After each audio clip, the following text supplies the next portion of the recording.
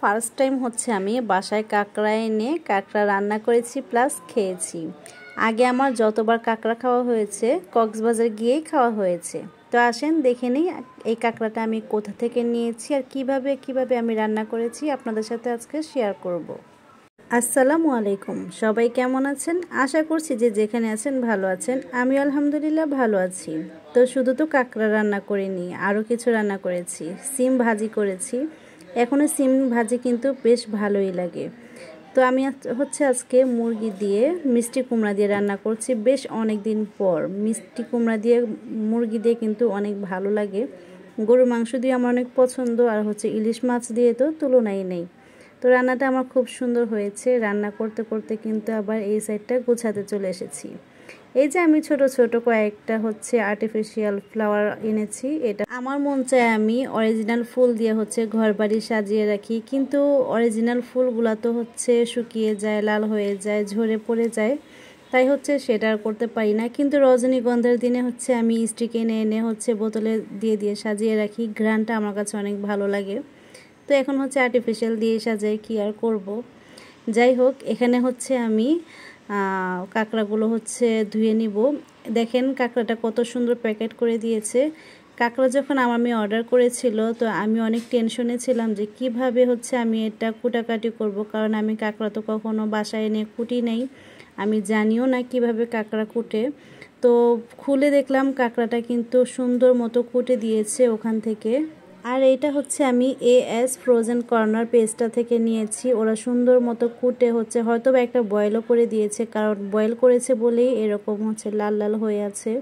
তো এটা আমার কাছে খুব ভালো লাগলো। কিন্তু তাদের কুটাকাটিতে তো আর আমি এভাবে রান্না করে ফেলবো না। এটা আমি হচ্ছে ভালো করে ব্রাশ দিয়ে হচ্ছে বাতিল একটা ব্রাশ নিয়েছি, সেটা দিয়ে হচ্ছে আমি ভালো করে একদম ডলে ডলে ধুয়ে নিয়েছি। ধুয়ে হচ্ছে এটা আমি আবার গরম পানি দিয়ে ধুয়েছি, কারণ বুঝেনি তো এগুলো জিনিস হচ্ছে সি ফুড হচ্ছে একটা স্মেল, আলাদা একটা স্মেল আসে, যেটা সবাই মানে পছন্দ করে না। তো সেরকম যেন একটা স্মেল না আসে, বাজে একটা স্মেল, সেটার জন্য হচ্ছে আমি আবার গরম পানি দিয়ে ধুয়ে নিয়েছি।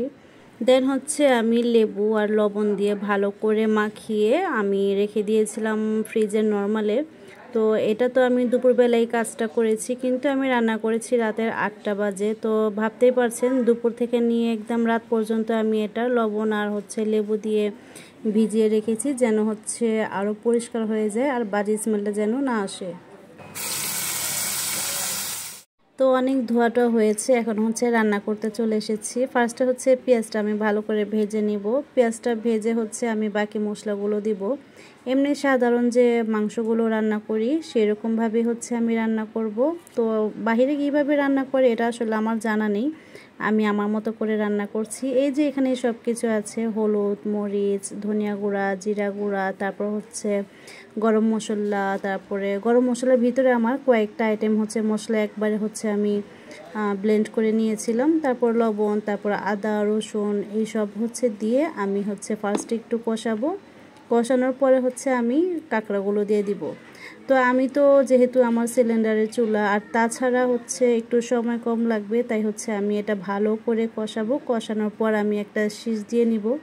একটা না, আসলে আমি 2টা শিস দিয়েছি। আর কাঁকড়াটা তো অনেক শক্ত থাকে, তো শিস দেওয়াতে হচ্ছে খুব সুন্দর নরম হয়েছে।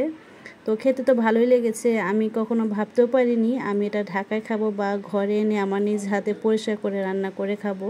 তো রান্না করার পর হচ্ছে মানে যখন শেষ হচ্ছিল, প্রেশার কুকারে যখন শিস দিচ্ছিলাম তখন হচ্ছে স্মেলটা কেমন জানি আসতেছিল, আমার কাছে ভালো লাগছিল না। কিন্তু রান্না যখন শেষ হয়ে গিয়েছে, আমি যখন প্রেশার কুকারের ঢাকনাটা খুলি তখন হচ্ছে মনে হচ্ছিল যে চিংড়ি মাছ রান্না করেছি। অনেক সুন্দর হচ্ছে স্মেল আসতেছিল। তো ঘরে সবাই খেয়েছি, তো আমার শাশুড়ি কিন্তু খায়নি, সে হচ্ছে পছন্দ করে না। তো আমার শাশুড়ি বাদে আমরা 4জন খেয়েছি। তো এই যে দেখেন আমি হচ্ছে এখন এটা ভালো করে কষিয়ে নিব। তো মাংসের মতনই আমি কষাচ্ছিলাম, আর বেশ ভালো করে কষালে হয় কি যে ভিতরে ভিতরে হচ্ছে মশলাটা যায়। কিন্তু আমার মতে এটা সাথে সাথে রান্না করে খাওয়ার চাইতে দেখা যায় 2-3 বার গরম করার পরে যদি খাই তাহলে বেশি ভালো লাগে। এটা কেন বললাম, মানে সাথে সাথে তো রান্না করে খাওয়া যায়, আমরা হচ্ছে রান্না করে ওই দিন রাতে খেয়েছিলাম। যত না টেস্ট লেগেছিলো তার চেয়ে বেশি টেস্ট লেগেছিলো হচ্ছে তারপর দিন, মানে 2-3 বার গরম হয়েছে। তারপর যখন আবার পর দিন খাচ্ছিলাম তখন ভিতরে সহ একেবারে লবণ মশলা সব কিছু স্বাদ গিয়েছে, অনেক ভালো লেগেছে। তাই আর কি বললাম যে এটা যদি সাথে সাথে রান্না করে আমরা না খাই, তারপর দিন খাই বেশ 2-3 বার করে গরম করার পর, তাহলে হচ্ছে আরও নরমও হয় আর হচ্ছে খেতে অনেক ভালো লাগে। তো এখানে কিন্তু আমার কষানোটা শেষ, এখন হচ্ছে আমি প্রেসার কুকারে দিয়ে দিব। এই যে দেখতে পাচ্ছেন আমি ভালো করে কষিয়ে হচ্ছে শীষ দেওয়ার জন্য প্রেসার কুকারে ঢুকিয়ে দিলাম সব কিছু। তো প্রেসার কুকারে দেওয়ার পর হচ্ছে আমি একটু পানি দিব, কারণ পানি না দিলে হচ্ছে ভালো করে এটা সিদ্ধ হবে না। তো পানিটা আমি দিয়ে দিয়েছি, তারপর আমি 2টাই শীষ দিব। আর এটা চাইলে তো যার ইচ্ছে সে ভাত দিয়ে খায়, যার ইচ্ছে সে হচ্ছে রুটি দিয়ে খায় বা নুডলস রান্না করে খায়, রাইস খায়। তো আমরা হচ্ছে আজকে একটু মানে ভিজে ভিজে থাকবে তরকারি হিসেবে রান্না করেছি। তো ওরা তো ভাত দিয়ে খেয়েছে, কিন্তু আমি খেয়েছি পরোটা দিয়ে। তো আমার মনে হয়েছে পরোটা দিয়ে একটু বেশি ভালো লাগে ভাতের চাইতে। তো আপনারাও যেটা ইচ্ছা সেটা দিয়ে খেতে পারেন। আর খালি খালি আমার মতে বেশি টেস্ট, খালি খেলে অনেক মানে টেস্ট করে খাওয়া যায়। ভাতটা দিয়ে হচ্ছে ঝোল টোল থাকলে এটা ভালো লাগে না, ভালো করে ভুনা ভুনা করে রান্না করলে বেশি ভালো লাগে। একেবারে ঝোল থাকবেই না, শুধু মাখা মাখা মশলাগুলো কাঁকড়ার গায়ে লেগে থাকবে, সেরকম করে খেলে কিন্তু অনেক ভালো লাগে। আমার কিন্তু 2টা শীষ দেওয়া শেষ, এখন হচ্ছে আমি এটা আবার কড়াইতে ঢেলে দিব, এই যে দেখতে পাচ্ছেন। আর যখন ঢালছিলাম বিশ্বাস করেন মনে হচ্ছিল যে চিংড়ি মাছ রান্না করছি, মানে এত সুন্দর স্মেল।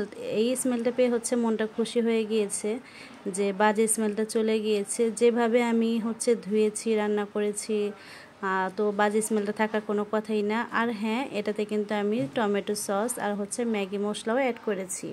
ম্যাগি মশলাটা অ্যাড করাতে কিন্তু টেস্টটা অনেক ভালোই হয়েছিল, চাইলে কিন্তু আপনারাও দিতে পারেন।